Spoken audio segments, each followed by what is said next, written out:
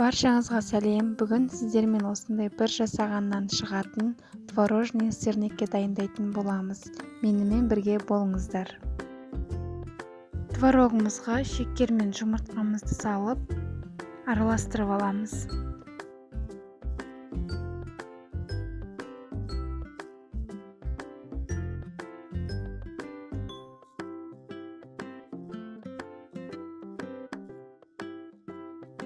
Он мен ванилинді салып алдық. Енді осыны жақсылап біріктіріп аламыз.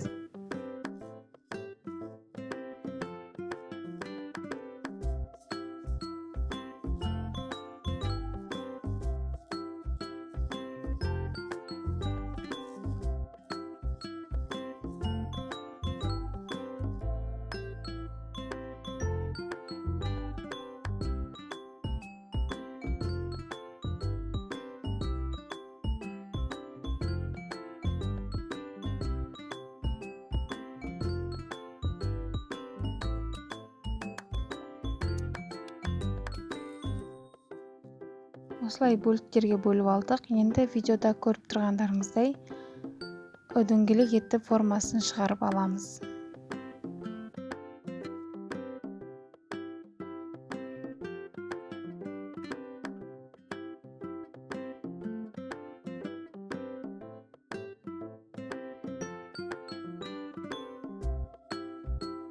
Осылай дайындап алдық. Енді қызып тұрған майымызға салып, орташа отта қуырып аламыз.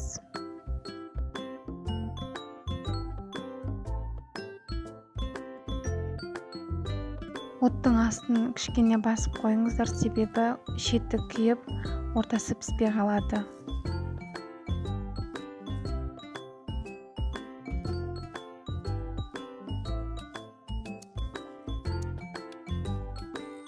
Осымен біздің сырникеміз дайын болды.